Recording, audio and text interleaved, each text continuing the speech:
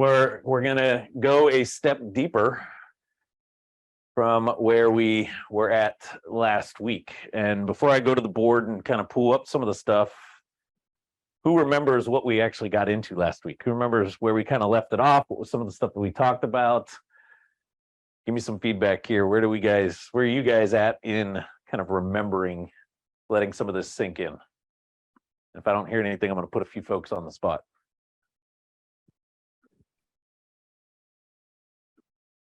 Keith, you look like you're reaching for the mute button, so go ahead and unmute and let us know. I'm sitting here trying to think, man.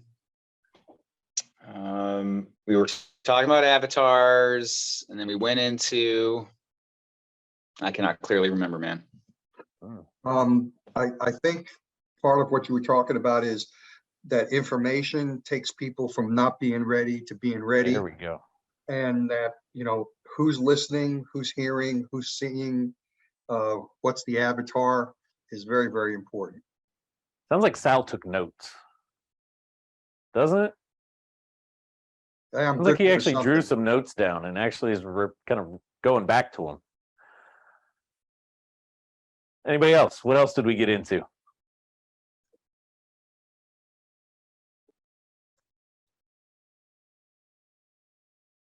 Okay, so here's the thing. What good is information if we don't let it sink in? What good is information if we don't take that information, translate it into action, and translate it into a habit or into a form that helps us remember? Information at that point is nothing more than noise. Is that correct? I might as well have just spent 45 minutes to an hour last week talking about hibiscus trees and how when the leaves fall off the hibiscus tree and you dry them out and then you boil them down into a concentrate and then add water and vodka, you now have what's called spiked jamaica, which is an amazing, refreshing drink that's very common in Mexico. You said vodka? Okay. We'll pay attention. Notes. You want to be the best known or best at? There. Now we're getting. I opened up with that question, right? Best known or best? What's some other stuff that we got into? My favorite diagram. I take you guys through it a lot. Correct finger motion, Eric. I'm going to give you 100% on that answer. Now somebody help Eric out because he's driving and I don't want him to have to keep unmuting. Answer what this is.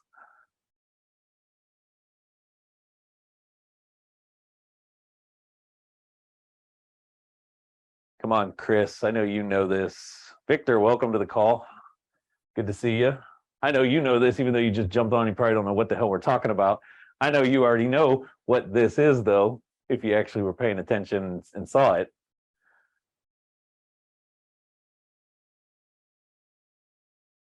Has to do with a journey. Oh, the funnel?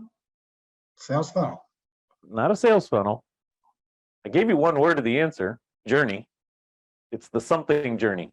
Customer journey. There you go. The customer journey is what Eric was talking about. And I talked about 3 key stages.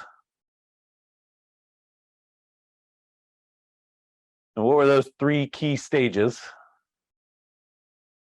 They're critical. They're the first 3. They're the piece that moves somebody from not ready to ready. It's when most information is being delivered. Maria, I saw you unmute. Always awareness. Awareness is always the first thing. Yes. I hope you answer that one. Engagement. Engage. And then what? Pop the question. Well, no, we're not getting married just yet, girl. We're not getting married yet? Can I get your digits? Right? Awareness. They gotta know that we exist. Engage. Hell, we gotta have some small talk. We gotta like hang out at the bar for a second. Maybe I'll buy you a drink or two. Yeah. Right? We're gonna nurturing. I heard Lorraine say it. Subscribe. And then I'm gonna get you to subscribe to me because I'm gonna say, "Hey, girl, this was fun. I'd love to talk to you again. I'd love to see you again. I'd love to communicate a little bit more, right? Can I get your phone number? And that's that subscribe piece, right? And I drew kind of this big star and an arrow, and I said that is when you truly have a what? Starts with the letter L and sounds like Eid. I said lead. I was on mute. Well, you can speak all you want on mute, right? It's like me talking about hibiscus trees. I thought you could read lips. That's when we finally have a lead. You see, everything leading up to that point, through this whole awareness, engage, and until I can get them to actually subscribe, I really don't have a lead. Until I've got that commitment or that exchange, right? Here's some information of mine. I'm giving you kind of my stamp of approval, my okay to kind of continue discussing, continue talking to me a little bit. Now they've expressed enough interest that we can classify them as a lead. If I went and bought a list, right? I go to one of these list providers, I can give them some criteria. I want people in Katy, Texas, in these 3 zip codes that have 3-bedroom, 1-bath houses, and they've got about 50% or more in equity. All I'm doing is buying a list of prospects. You all understand that?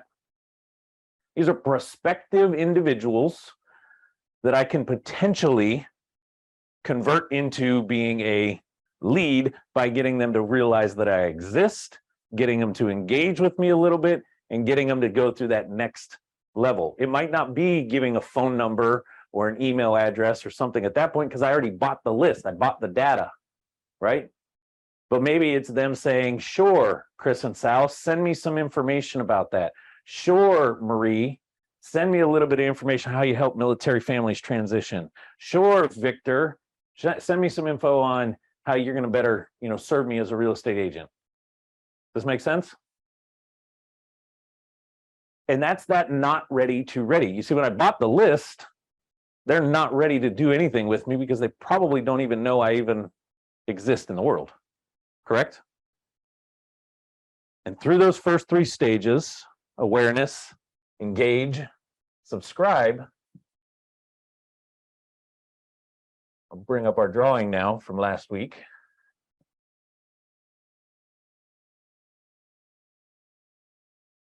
Through these first 3 stages of awareness, engagement, and subscribe, they move to where they're actually saying, hey, I'm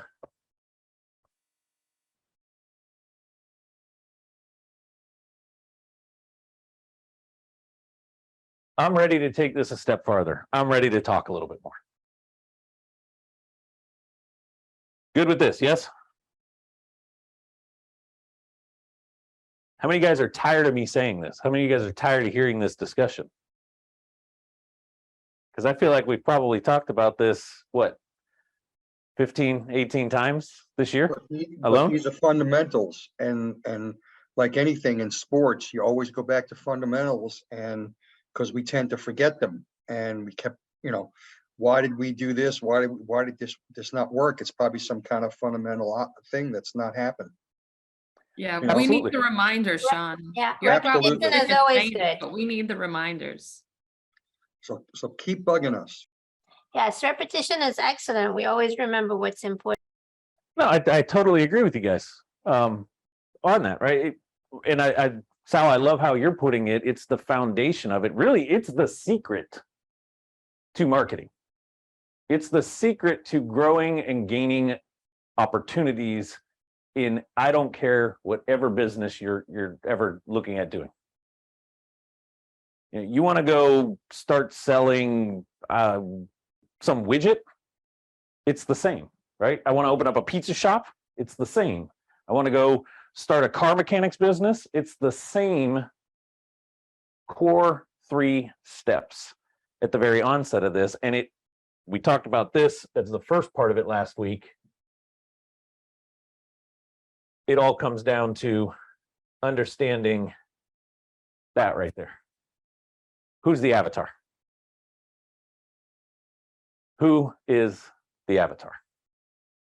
And for every avatar that you have, you're going to have a different set of awareness marketing, a different set of engagement, a different subscribe level based on who the avatar is. Stick real estate here for a second.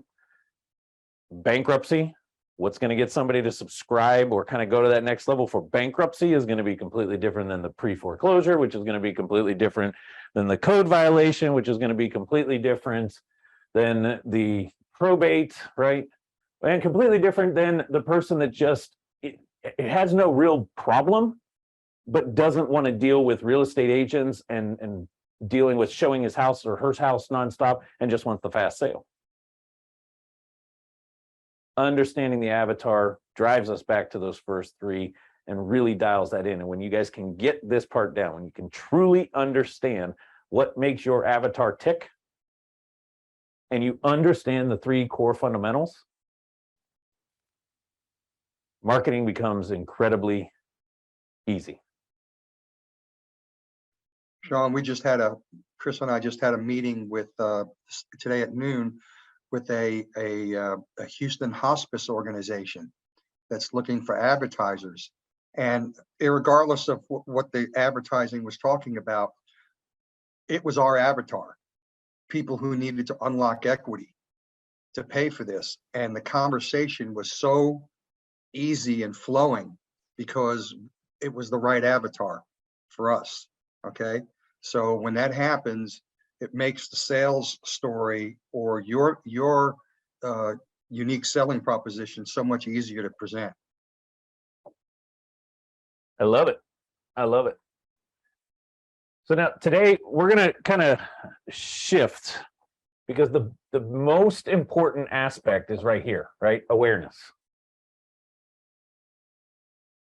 Once I know who my avatar is, a marketer's job is to gain as much awareness as possible. Who's been on Facebook so far today? Who saw one of the posts, one of the couple posts that I put out today? Chris, did you see the post with the stack of boxes?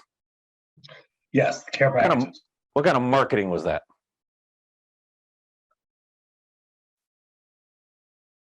Awareness. Awareness marketing. Yeah. I posted a picture of a bunch of welcome boxes and said, it's mail day. Love seeing all these welcome kits going out. All I'm doing is bringing awareness to REI Toolbox that what? Do you take care of their clients? Yeah. For somebody watching, that might scroll on that and see that, it's like, man, I want to know what's in that box. For somebody else, it's like, holy crap, look at all those boxes. That means all those people, if those are welcome boxes, that means all those people are using REI Toolbox. Who the heck is that? I want to check that out. Right? Holy crap. They actually said welcome kits. That's pretty intriguing. I want to know more about this company. It's awareness marketing. Do I expect to get a lead off of that? Do I expect somebody to say, hey, Shawn, I'm ready to get my SEO fixed. I'm ready to get my website done in the comments of that? No. I'm going after one thing and one thing only with that piece of marketing, and that is just brand awareness. That makes sense? Who saw the clip, the short little 59 or 35-second, somewhere in that range, clip of Chris and Sal's interview last week? Floating around on social media. It's all over on Instagram and IG Reels. It's over on Facebook, posted up on there. It's on TikTok and an IG or in a TikTok clip as well. What's that? What kind of marketing is that? Awareness. Awareness. Now, I saw you mouth engagement, Marie. See, Lorraine, I could read lips when they actually move. I saw you mouth engagement. It's engagement marketing when they engage with it. Right? The marketing piece going out is awareness based. Hey, I'm bringing awareness to a podcast. I'm bringing awareness to results that clients are getting. I'm bringing an awareness to a topic that we focus on here at REI Toolbox, right? The second they hit that like button, the second they decide to comment on it, if they hit the save button on it, if they click to go visit the profile behind it, they are now moving into that engagement column, right? Or that engagement step, because Yeah. they're now engaging. Yeah, I guess in my head, my thought was like a picture is more for awareness, where a video might lead to more engagement just naturally with people. 100%, because you could actually argue the point that, okay, they're scrolling through social media, right? Pictures, they see it, it's brand awareness, awareness, awareness, awareness. Video, they see it and keep scrolling by and don't watch it. Awareness, they boom, logo, colors, whatever the case, right? The second they stop and actually watch it, now they're actually engaging. We could put a metric to it and say, okay, what's the watch time? What's the through play? Right? You guys have seen me do the $1 a day stuff, and I look at the through play. How much does it cost me to get somebody to watch the entire 36 seconds, 58 seconds? Well, I can say, okay, it's actually not considered engagement in my KPI strategy unless they've through played the whole entire thing. Now they've actually engaged because I got them to stop and watch the entire thing. I've now moved them into the engagement side. And if we had a call to action in there where it's like, hey, go get this or go do this or, here, and they actually take that next step, now I've moved them to the subscribe piece. That make more sense? So once we kind of know this or dial this in, we realize awareness at the end of the day, there's 24 hours in a day, 23 and a half hours of that, you should be thinking about how much more awareness can I bring to what I'm doing. That's how important awareness level marketing, awareness category, awareness starting point, right? They got to get here. We got to start focusing on that more than anything else out there. So today we're going to dive into the 3 types of traffic that help us bring more awareness to what we got going on. I'm going to boost this up here a little bit. I'm going to bring in a different color here. 3 types of traffic out there. I'm going to give you guys the first one, and then I'm going to see if you guys can kind of think through what some of the second and third one is. The very first one is what is called earned traffic. Earned traffic. Well, what is earned traffic? Somebody unmute and tell me, what do you think earned traffic stands for? Like the SEO? Absolutely. That's one piece of it. What else?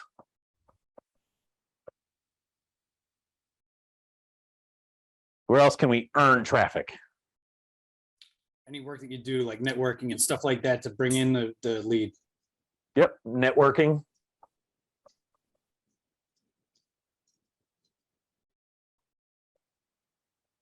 Where else? If they just type in your address, like in the search bar, is that earned? Like they just went to your website directly because of networking or because of a piece of like a postcard or something that brought them there specifically? Yep. That's organic, right?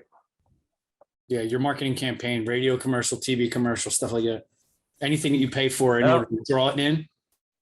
Oh, hold on a second, because you're getting into a whole other traffic source. So earned, right, is just stuff that we earned. Organic through SEO, organic through social media. Reviews? Right, you're just normal social postings every single day, organically, not paid, nothing behind it, no dollars being spent. That's earned traffic. Just making sense. So social media organic, SEO organic, right? Think of it this way: if I don't put any money behind it, and I'm doing the work to get that traffic in. I heard somebody say reviews. Absolutely. If I'm getting reviews and those reviews are showing up places where people are seeing those, I've earned that traffic because I did the work to get that. Is this fast traffic or slow traffic? Slow. Slow. Why is it slow? Because I got to do all the elbow work, right? I got to put the elbow grease in to get this. That's why it's called earned traffic. The more you can get out there and earn it, the more you're going to have. But until you earn it, you don't really have a lot of it, right? However, there is one piece of earned traffic that, let me use a different color so it'll stand out here. There's one way of getting earned traffic that is super overlooked, but it can speed the process up. And it kind of goes back to what somebody said here with networking, and that is other people traffic.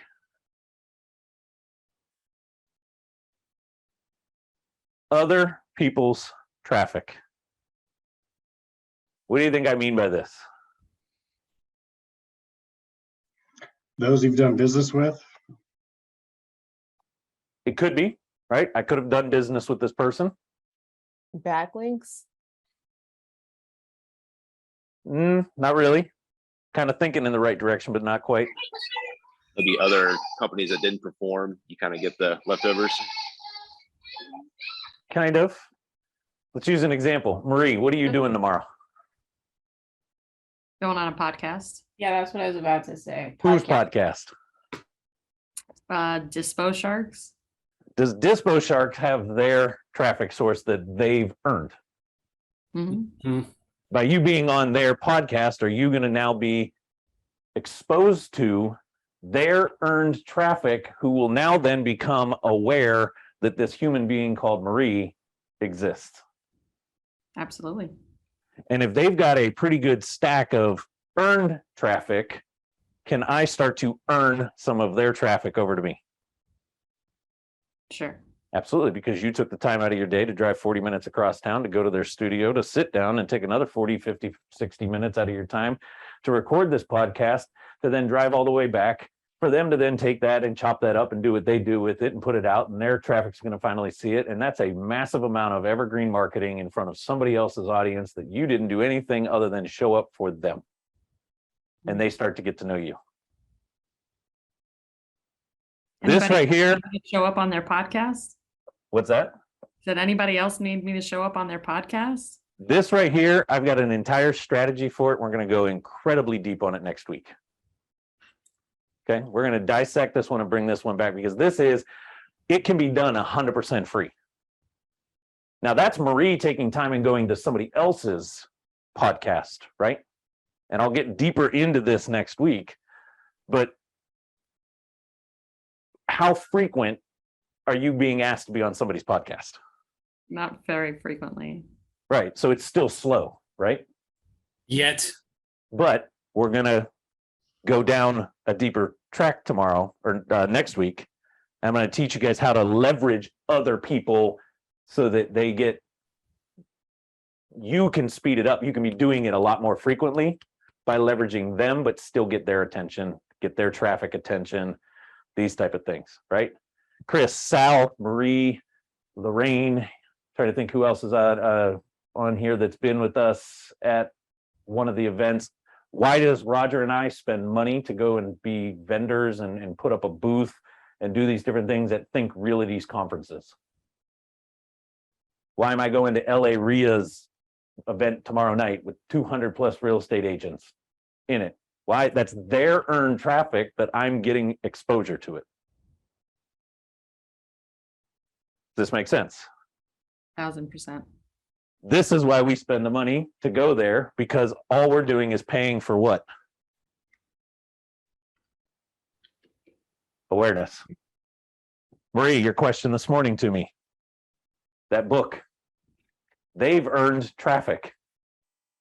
They've done the work to earn it. You're just buying your way in to get the awareness. Yep. To speed up you being able to earn more traffic. We good with this? We're going to go deeper into this one next week. Now, the second form of traffic,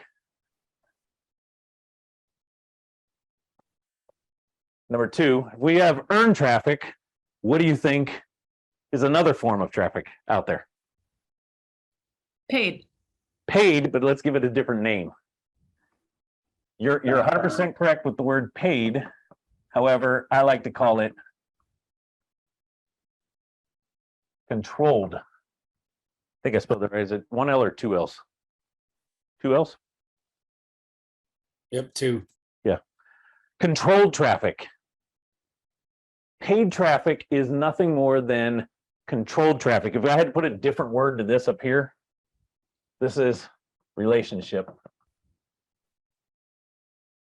Relationship traffic. So paid traffic is controlled traffic.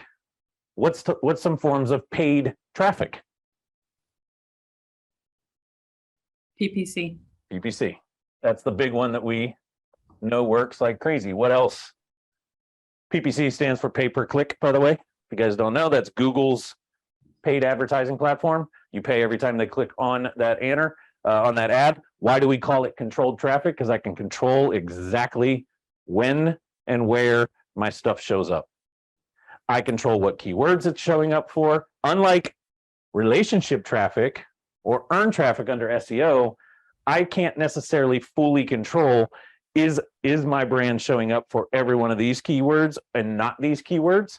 Whereas with paid traffic or controlled, we actually have literally controls to tell Google, don't show me for these keywords, only show me for these keywords. This is a bad keyword, stop showing me for that one. This is good ones, I want to show up for more of these. What other platform can I do paid or control the traffic on? Facebook, Instagram. Social media. PPC, social media, retargeting. Another one, I don't lump it into social media because it really is a search engine. This is one we're starting to explore and really do some more stuff. I'm about to digress here for a little bit. As 2022 comes to an end, I'm about to go hard into YouTube and YouTube strategies for traffic, both relationship. I could pull that up into this one here, SEO, even on the YouTube end of things, but then doing paid ads inside of YouTube as well. Any other ones that you can think of? Billboards. Yeah, it's a paid form of advertising. Can do signage, right? Big boards, banners, whatever. Would postcards or letters be considered controlled? I mean, because you're targeting a specific list. Correct. Direct mail.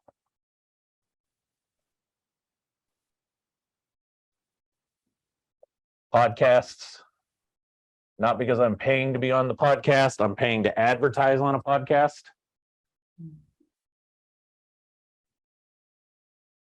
Didn't think of that one, did we? How many of you guys listen to podcasts in some way, shape, or form? How many of you guys think the people that are struggling with their real estate situations also listen to podcasts? Absolutely. This is why understanding who my avatar is and what potential podcast they might be listening to. All right, why is that question on? Where do they consume their media? On the avatar worksheet. This is why it makes sense to be able to how to answer that.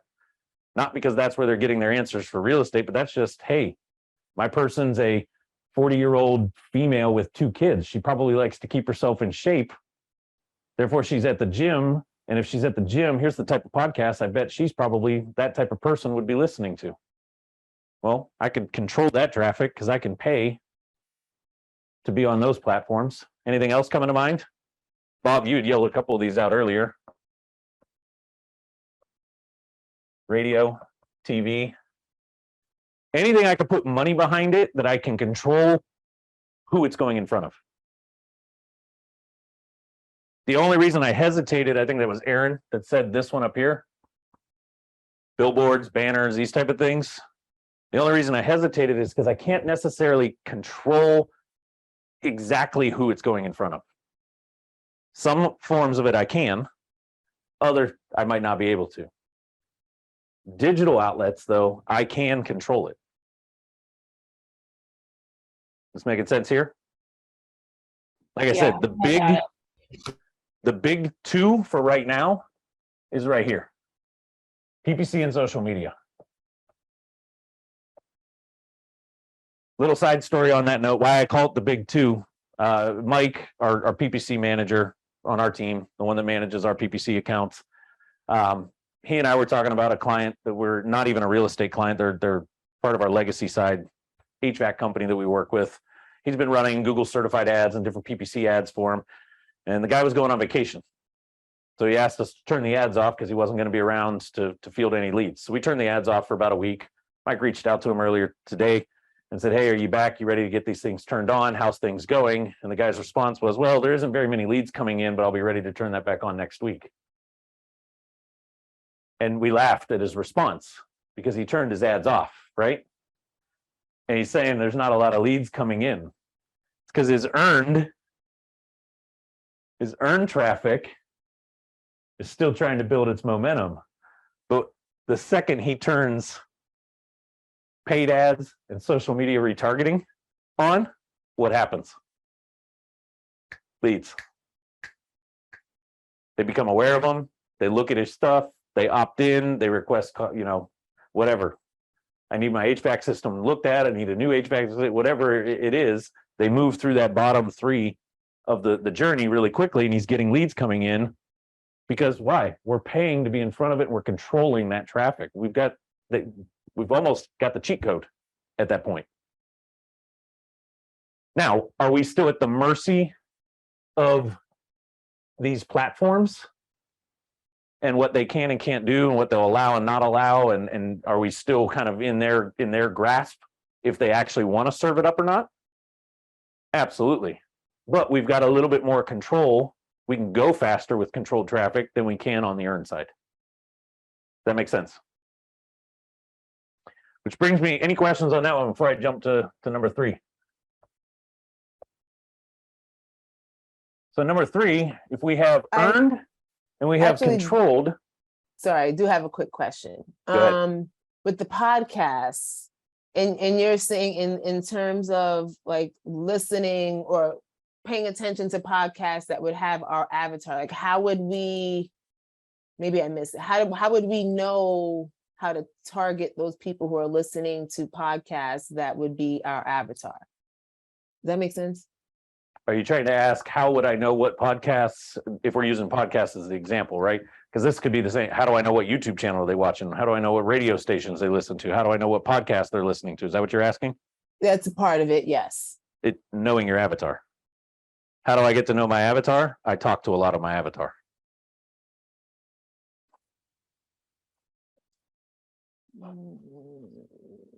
The more I talk to people, the more I build relationships with them, the more I get to know them, the more that I start asking some of these questions through relationship building. Hey, Marie, what are some of, if Marie's my direct avatar, or Lorraine, you're my direct avatar, what are some podcasts that you love to listen to? I think I get that part, but then, okay, once I know the podcast, how do I get to the people who are listening to that podcast? That's a whole other discussion.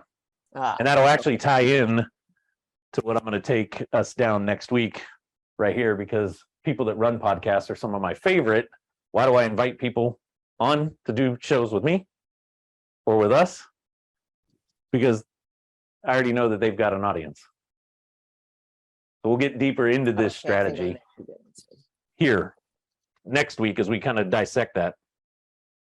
I want to be able to go deep on that one and not have to just stay surface with it. Okay. Okay. Yep.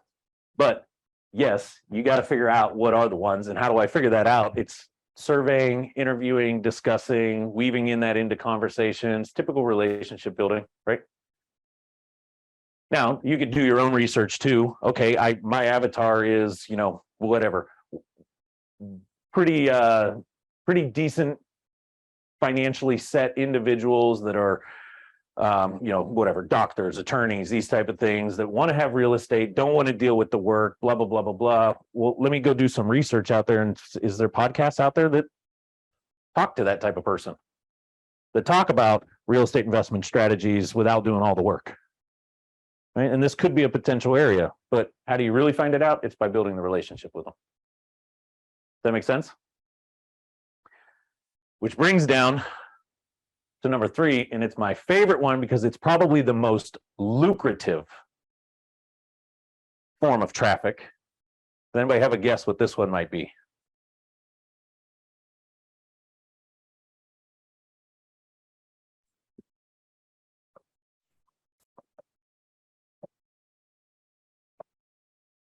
database or owned traffic? Database / owned traffic is probably the most lucrative traffic source. Why? You know them, they know you, they know your product. They're going to want to utilize the same person that they have in the past and had a good experience with. Usually. That's a piece of it. Why else? Because they may not know me just yet, or they know a little bit of me, or they might know a little bit of what we do. Doesn't mean that they know it all, but I own that traffic source. It's my database. Why is that the most lucrative? They're already aware of you. It's free. That's a big piece of it. Now, and I can't even say it's completely free because the database probably is costing you money. Right? Look at Lead Vault, costs you a little bit of money every month. You want to send some emails out, it's going to cost you, a couple pennies per email. You're going to send some text, it's going to cost you a couple pennies per text. So instead of the word free, can we use cheap? But why can else? Why buy- else is database traffic so valuable? You can buy databases though, and that's not, you own it, but it's not your organic one. You're right. I can go buy a database. Why is that valuable? You can control the media where you talk. There we go. Keep going, Chris. So basically, if you need to, if you can't get in front of them in one direction, you could put it in another direction, another form of media. You can control basically how you get in front of them already. I don't lose control. You see, earned media or earned traffic, when we're talking about SEO, organic social media, YouTube, organic videos, doing webinars and getting people on it, am I at the mercy of the platform? Facebook can go away tomorrow. Instagram could go away tomorrow, right? So while it's a good traffic source and I can earn traffic through it today, I'm at the mercy that they actually exist, that they continue to, keep my stuff out there, that I actually can get attention on it. Paid traffic, right? Controlled traffic, even though I've got levers and I can control where it goes, I'm still at the mercy of how much it's costing me, what I can and can't do, what that platform's, right? I can't control if Google shuts down tomorrow. Do I think they will? No. Do I think Facebook's going away tomorrow? No.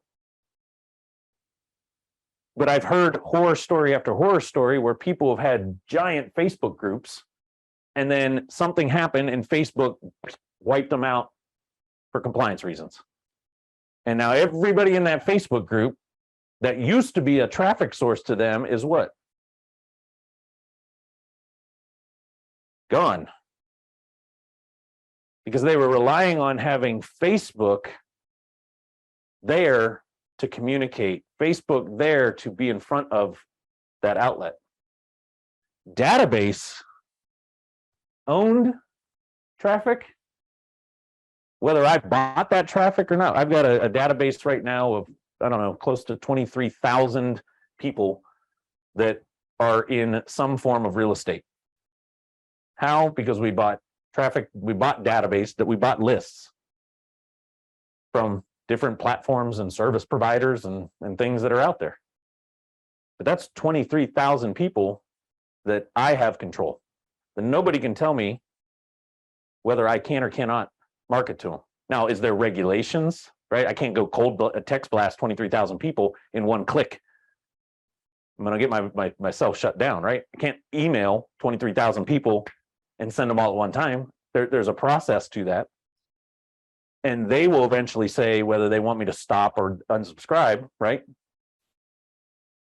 But until any of that happens, am I relying on somebody else's traffic? Am I relying on some other platform? Am I relying on the outside space to dictate whether I can or cannot get that person's attention? not only that, but you can also control the message based on the avatar in that database. So you have more control over what you're saying to them, because at 23,000 people, you're probably not sending them all the same message anyway. Right? Correct. But if you break that into smaller specified niches or smaller lists, you can really target your messaging.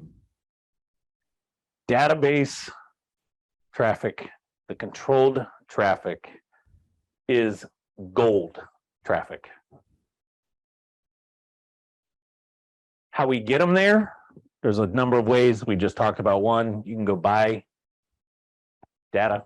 I can go buy it. Roger and I are in the process of working on something that's gonna be pretty cool and sexy for you guys. That's gonna be available inside of REI Toolbox, and it all comes down to this right here. I'm gonna be able to pretty soon. I'm gonna be able to have it to where you guys will be able to put a circle on a map basically and say, hey, I want, based on this criteria, this neighborhood right here.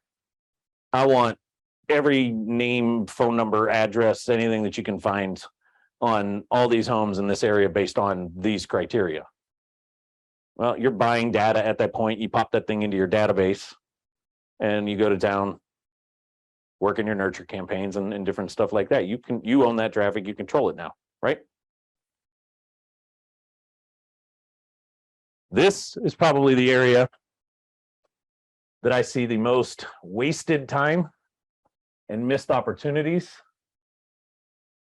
from real estate individuals. Who knows somebody that wholesales 20, 30, 35, 40 homes a month? Other than maybe myself. Not that I do that, but know somebody that does. Marie, you probably know some people that's their whole business model, right? Lock up, dispo, lock up, dispo, as fast as humanly possible, right?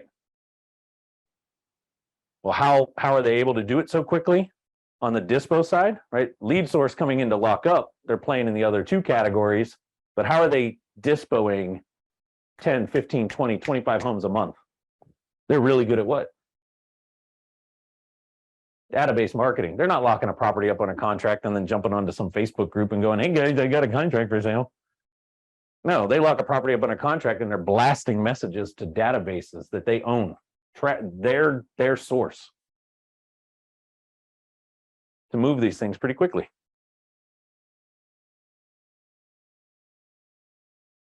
I see I used to put in solid buyer database. Absolutely.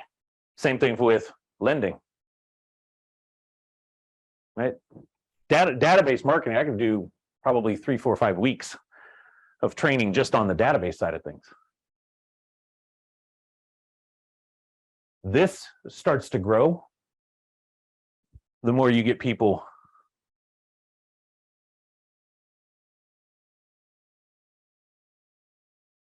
right here. As they start to subscribe to us, that's where we're gathering information. That's where we're getting them into our database.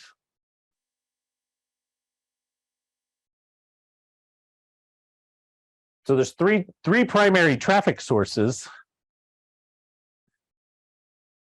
To recap real quick here: earned, paid, and database, or owned, right? Earned, controlled, owned.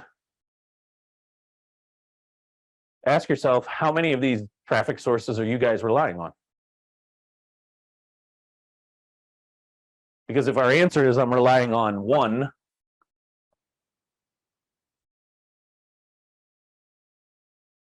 which is the common, right? Trying to do this on a shoestring budget, Shawn. I don't got much dough. Just kind of getting this thing started, right? So I'm going to go out there and I'm going to earn it. I'm going to do the sweat equity. I'm going to put the work into this thing. How quick is that going to get moving? So for some of you guys, Whoa. and for some of you guys, it makes sense, right? That's where we're at. No big deal. We all got started somewhere. Hell, I remember the first time my first like 2.5, 3 months, I was the guy out putting bandit signs in the ground at midnight, trying to hide from people, scared out of my wits to put it out there. You know, and I eventually got a deal and got that thing locked up. And I think I've told that story before, how I crapped my pants. getting that first deal. But I earned that sucker, man. I earned it. Because I earned the attention that it took to get that person to call me and say they wanted to sell it to me. I earned that wholesale fee because I earned that traffic that it took to get that attorney to call me up and say he wanted to buy it from me. Fast forward a little bit of time, we didn't go from one project in 3.5, 4 months to 6, 7, 8, 10 projects happening on a consistent basis because we just constantly kept earning it. We started looking at paid traffic. How can I control it a little bit more? How can I look for the right opportunities where I can better my odds at getting in front of people?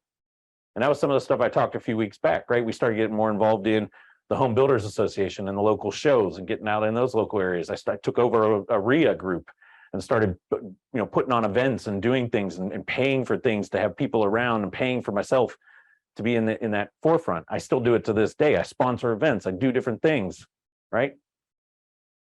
We run ads. Now, when I first got started in real estate, Google PPC, social media paid ads, that wasn't that big of a thing. It's really taken on a whole new life form in the last couple of years. And then when it got really, really good for us, how are we able to lock properties up, find funding like this quick? How are we able to get tenants in just like that fast? Why is it that they bought our entire real estate management company up? It's because we had a database of thousands. We had potential renters that were in the sums of 500 and 600 in that database. They didn't want to buy Rust Belt Rentals because Rust Belt Rentals was cool and the business model was cool and the logo looked sweet. The person that bought us out wanted to buy us out because she wanted her hands on that right there. She bought our database and told us to go out of here. Is this making sense? So when some of you guys, and I'm going to be a little honest here for a second, but when we hear this, not necessarily just you guys here on this call, I'm talking in general, right? All the people that we work with, we hear this sometimes. Man, I've been doing this for 6, 7, 8 months, Shawn, and then the traffic's just really slow. When I say I've been doing it, they've been doing this for 6, 7, 8 months, and that's it. They've been just doing SEO. Well, yeah, it's good traffic because it's typically high quality traffic when we get it. But we got to earn that sucker, man. Got to put a lot of work. And it's needed, right? We need to have it there where they're doing this. Yeah, I'm trying to earn some attention, Shawn. I post every day on social media. I post every day on my Facebook page. I have some company posting 5 days a week on my social media accounts, my Instagram page that has 2 followers and I never actually get on there and engage in it. My Facebook page that has about 12,000 people that look at it because they're all real estate folks that, I went to an event and told them, hey, follow me, I'll follow you. I can't figure out why I can't get any leads off of it.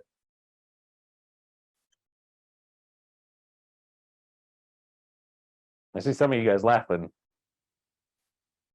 Is the light bulb starting to turn on?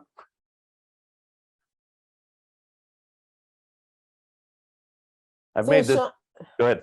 So Shawn, essentially I get implementing all of the subcategories of these 3 main things, right? So it is the ideal mix to have, a solid SEO foundation. You're putting out videos and not only just SEO on the website, but you're putting out videos and leveraging YouTube to make Google happy, all of that.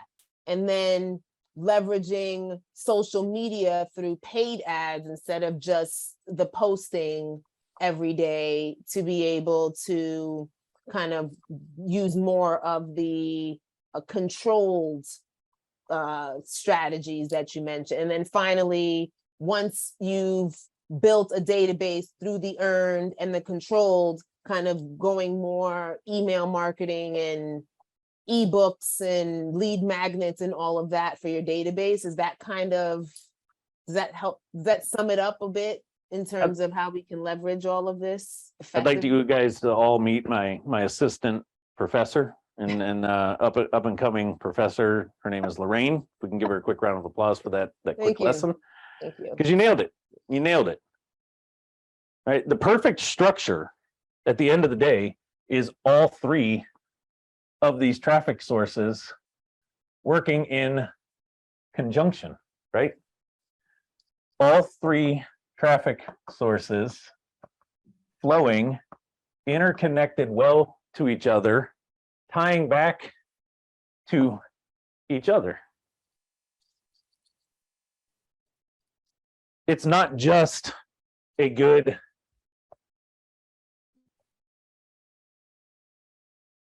website and SEO and call it a day, right? It's about having a solid website with SEO focused, helping us earn the right traffic, right? Earn the trust, earn the respect, earn the authority with Google, right? It's all about becoming the best known. So I'm just earning. I'm earning. That's all this first stage is about. Website, SEO, or a good social campaign. Yes, organic social posting. Is it good to still have somebody posting 3, 4, 5 times a week organically to your social platforms? 100%. Stop thinking that's going to drive a lead. Stop putting a metric to that one, right?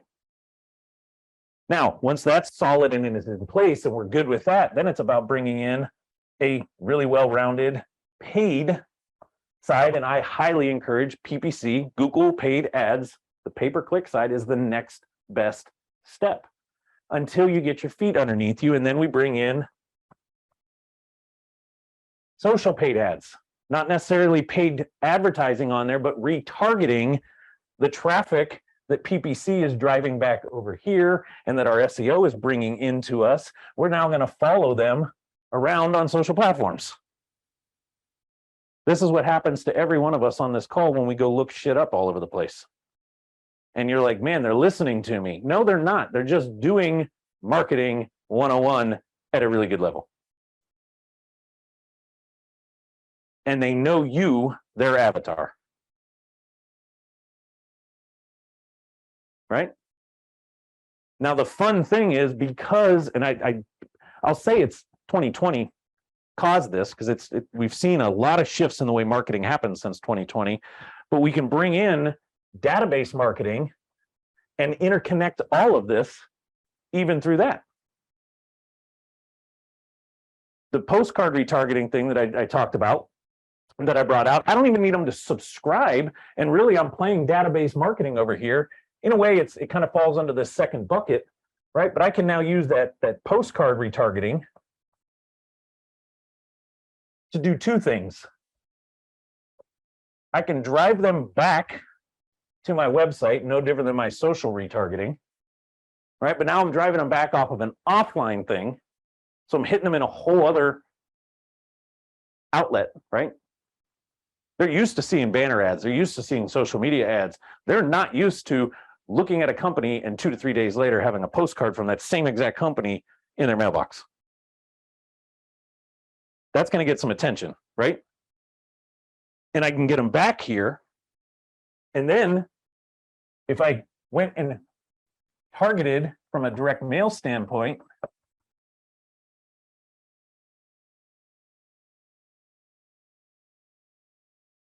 the exact neighborhoods and areas that I really want traffic coming from, that I'm targeting from my earn side, and I'm targeting this type of avatar right here,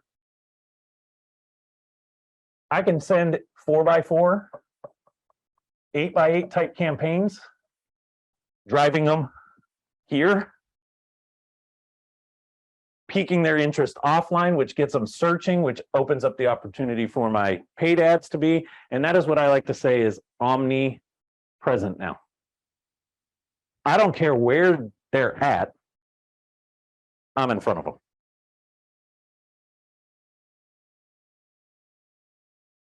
And Lorraine, before you even go and say anything, because I know what's going to come out of your mouth next, because I know my avatar really well, you're going to say this costs a lot of money. And my answer to you is, it absolutely is an investment in your marketing. But today, the third part of it, like you're saying, the database is so advanced with all the fact that you know where everybody is at a moment. Like when you're going to the last time you were saying, when you're going to a restaurant, they know everything about you. And with the satellite working 24/7, they know if you're home or not. So I believe database is stronger than the second part. If you have, I don't know, I'm just wondering what you're thinking. No one of these alone is strong enough to do it all. It is the combination of all three that makes it indestructible. I think for me, what's so helpful about this, and it might be just from starting with TRC in general, but for so long I had in my mind that, you know, once you go for paid advertising or the PPCs and all of that, that it was kind of like taking a way out, if you will. Like it was like for so long, the driving force was organic. Like that's how you're going to get quality leads and all of that. And if you happen to go the PPC route or start paying for ads, that you're kind of, you know, obviously you're buying leads, but you're not going to get as quality, or your credibility isn't going to be as solid. And so I think laying it out the way that you have here really helps to bring it full picture, that you really need all three components to show up the way that you want in front of your avatar. To that point, PPC, right?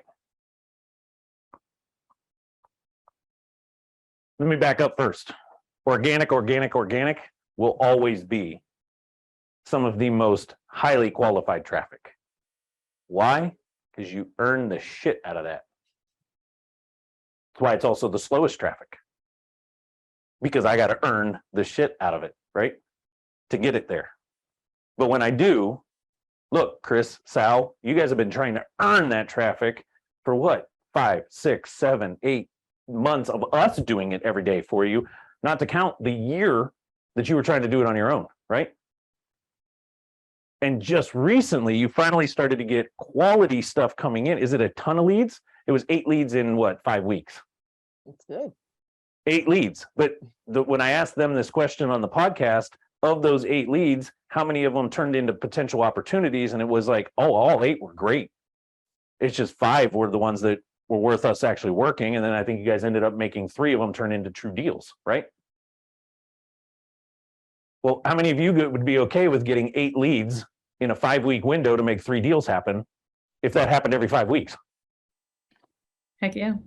How many of you guys would be okay with 1 really, really highly qualified solid lead every single week of the year? 1. Yep, absolutely. Right? It's not a numbers game in this case. This is what I hate about the you know, other educators out there that go, oh, it's just numbers. You just need to get more opportunities, more leads. No, you don't. You need to get better quality.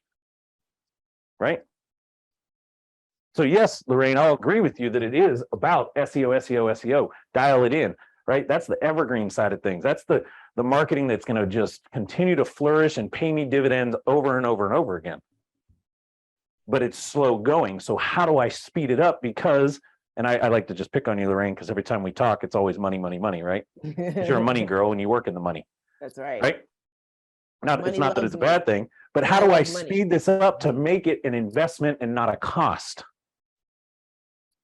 Because that's really all marketing is. Marie threw something at me earlier today and she's like, oh, you know, minimum $7,000. Cool, whatever. That doesn't freaking scare me, because the outlet that you just said, shit, I should be able to get one deal off of a $7,000 investment. I'll make a $7,000 dump any day of the week.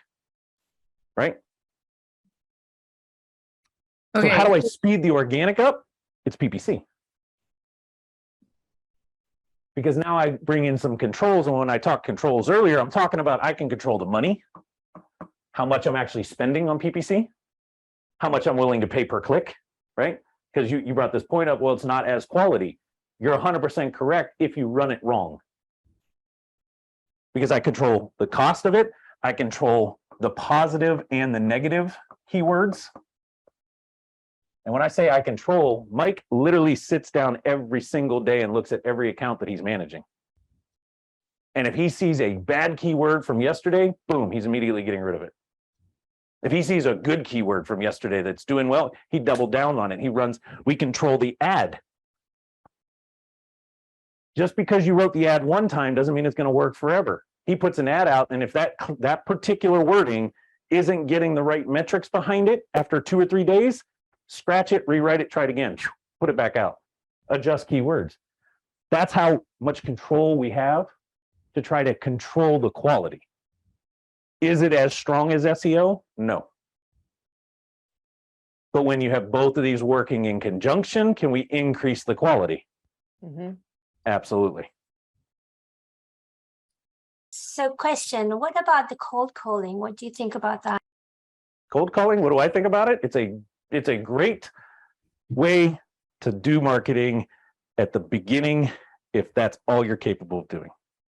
In my opinion, rat race, hamster wheel marketing, I don't know why anybody would ever want to do it.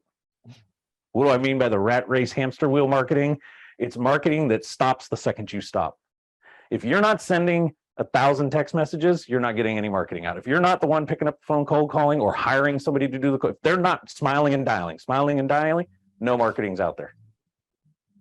That's the hamster wheel. As long as the hamster's running, the wheel moves, generates electricity, right? Generates me opportunity. The second that stops, what stops? Everything. Evergreen marketing. Evergreen marketing. That's the marketing I want to go all in on. That's the marketing I've always gone all in on. Something that is always working, whether I'm working or not, whether my team's doing stuff or not, whether I'm hiring new people to do it or not.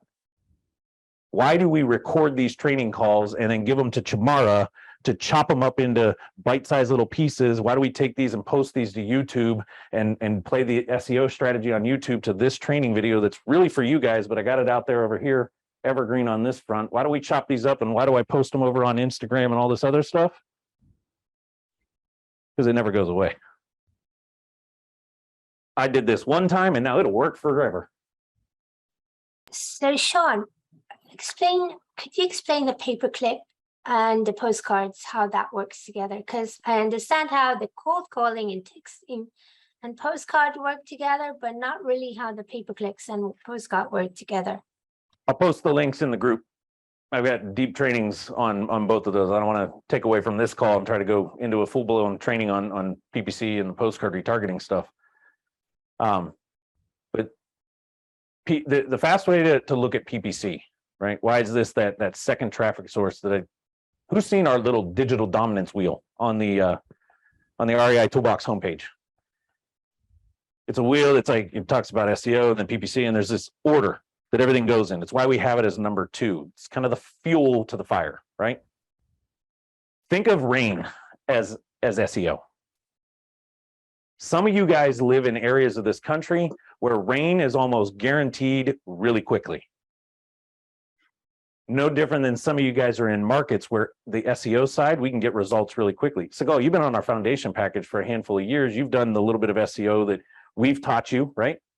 But you've never been in one of our SEO packages where we're going hardcore on it like we are with Chris and Sal and Lorraine and some of the others.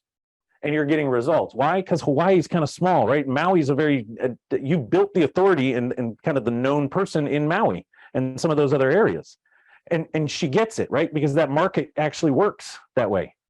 Other ones that come to mind, Jordan and Jacob, they're another one that come to mind. West Virginia, pretty easy market to dominate in, right? Kim, Chicago, it's hard. That's a big market. We got clients in Atlanta, big market. Chris, Sal, how long we've been trying to tackle Houston? Just Houston, right? Not the other cities, Houston. Marie, Phoenix, how that's a big one, right? Now, Phoenix doesn't get a lot of rain. Literally. You've got your seasons for it, just like you got your seasons in the SEO side. We get like no rain out here. Do you know how hard it is to crack LA from an SEO standpoint? That's a lot of work to get there, right? So that's why I like to call SEO as rain. Sometimes we live in an area It's easy. Our market's pretty easy. We can do it pretty quick. Others, we got to work hard. PPC, the garden hose. I can turn a garden hose on and I know what's coming out of the other end. Water. And I can direct that garden hose at this bush, right? Because unlike rain, where it might rain and my neighbor might get a crap ton of it, but I only get a couple sprinkles, with my garden hose, I can make sure all my bushes get water. That's why I like to call PPC the garden hose, because I can literally control and direct exactly what page on the website I drive them to. Just like I point that garden hose at it. And I can control how much, right? Just like I can go to the garden hose, turn the faucet off. I know the water stops. I'm not paying for that water anymore. That make a little bit more sense? Yeah, the only thing I don't understand is, okay, so I know I target a certain person, a certain avatar. I know who the avatar I target through social media. They reach to the page that I want them to reach, they subscribe, but then how do I send them a postcard after they subscribe? Is that what you mean? Oh, there's a number of ways, but yeah, that's why I said I'll post the link for you to watch the training on this whole breakdown right here. Behind it. But just like I can chase them around on other platforms when they visited my website, I can, with a certain software, we have the ability to potentially find their address and start dropping postcards in their mail because they were on my website. I could wait until they're on a very specific page of my website. Go ahead, Marie. I saw you about to ask something. Well, because the postcard retargeting, we've talked about it. So, but does that also backwards become your database? Do I get access, like for a PPC, I don't get access to who's clicking on my links, right? Like I don't know their personal information, but for the postcard retargeting, since that company would be sending them a postcard, do they also send me the person's name and address so that I can add them to my database for follow-up target marketing? No, just like for PPC and social retargeting, all we can do is cookie them and chase them around. I can't extract information, right? Google can't give me that information for compliance purposes. The same thing's true on the postcard retargeting.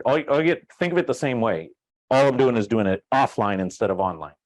Okay. Now, what I can do is do cross references and upload a list and say, hey, here's all the people we've done deals with in the last 30 days. Here's their names and addresses, upload it into the software, and it'll do a correlation and come back and say, here's the ones that matched getting a postcard. To be able to put metrics to that, to be able to say the postcard was part of the conversion component of getting this person. But for compliance purposes, Gotcha. they can't just give up the information, right? Gotcha. It's an offline retargeting strategy, which is why I put it under bucket number 2. Gotcha. Right? But that doesn't mean that I can't see some information. I can go in and look and go, hey, Marie, in North Carolina, in the last 30 days, of all the postcards that went out, here's the cities that the majority of those postcards were going to. Or a zip code or something. Yeah, we can get some information. I just can't get the person's name and the physical home address. Gotcha. So you can look at it and go, oh, okay, that makes sense. Fayetteville, we're getting a lot of traffic from that. We're getting a lot of postcards being sent out. Now I want to bring in some direct mail, database level marketing with a 4x4 or an 8x8 traditional direct mail campaign.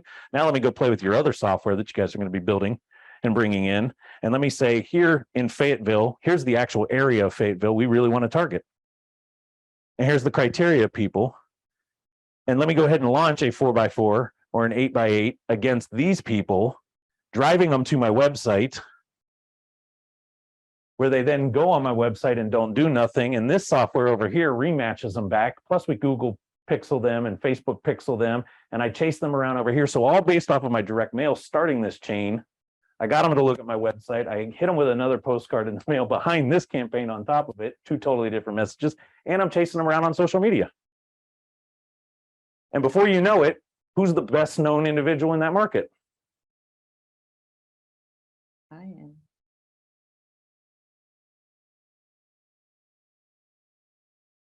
I could step into any one of your markets right now because of that knowledge right there. I can step in, not know anything about your market, not be the best person to do business in your market, right? And get more leads than anybody. Why? Because I can do that. That's what I meant last week when I said, what's more powerful, best known or best? The reason most real estate investors are real estate individuals. Victor, you're big and focused on your agent side. Aisa, you're focused on your agent side. The only reason there's agents doing more deals than you, they're known more. That's it.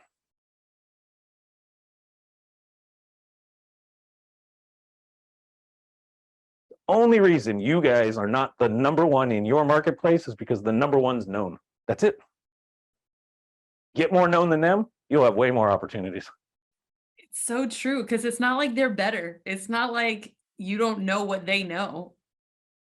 Like, you can't close the deals that they can close. You can do it. They're It's just getting them handed to them more. Why? Because they're louder. And they have no life. So thank you. No, I'm good with that.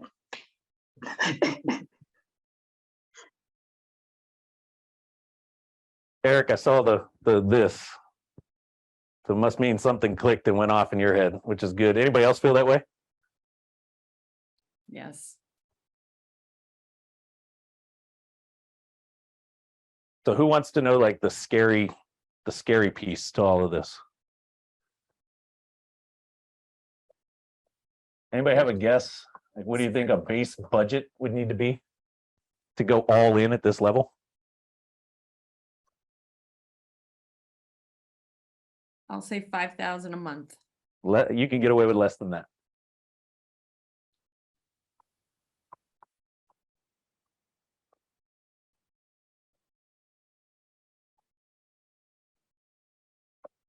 $3,500 to $5,000 a month would be a plenty budget to start sprinkling across all three major areas. Is it the be all end all? No. But for some of you That's not guys, actually bad, say that again, Eric. because that's not actually bad, because everything I've been taught is your marketing budget should be 15 to 25% of your revenue. And you Not should of be your able- revenue. not be- Not of your revenue. Of your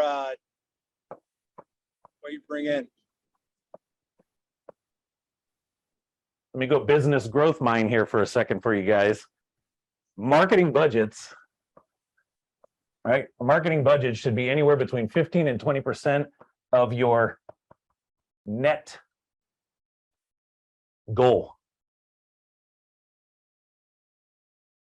How many of you guys want to make $300,000 this year? Grab your phone and do 300,000 times 0.2.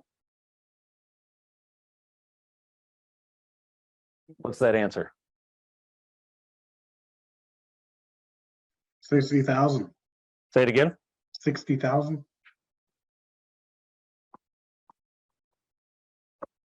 That's your annual marketing budget if you want to make $300,000. So take that 60,000, Chris, divided by 12.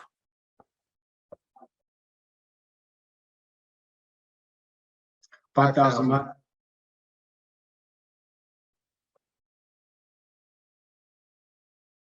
You're paying for that annual marketing budget in the form of $5,000 a month. What did I just say over here?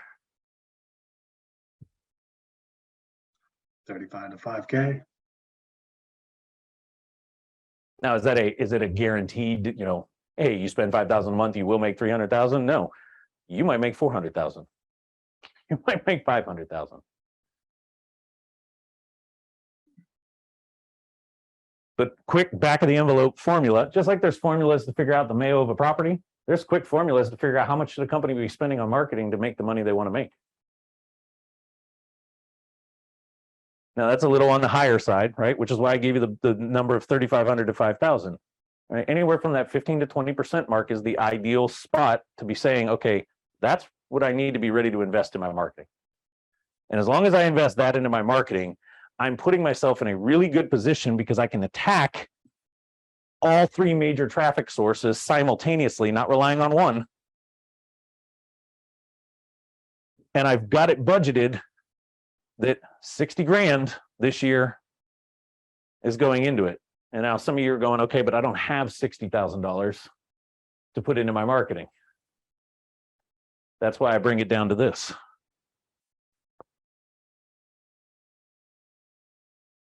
I'm financing it at $5,000 a month, or $3,500 a month, or $4,000 a month. And in time, the momentum will get going, right? And it'll start generating the deals. It'll start bringing in the opportunities, and then I don't have to worry about having all 60,000 up front. Does that make sense?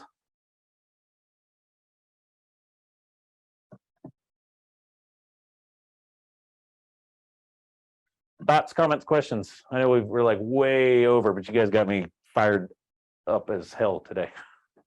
So you got extra time. Anybody got thoughts, comments, questions, anything you need more clarity on this? Clarity on the second part. So when we're doing paper clips, we're actually doing inbound marketing. Is that correct? It's not outbound. Like when we're doing we're doing like cold calling, that's outbound, right? But paper clips is kind of inbound because it's like working like the SEO. Absolutely. It's 100% inbound. All it is it's SEO on steroids with money.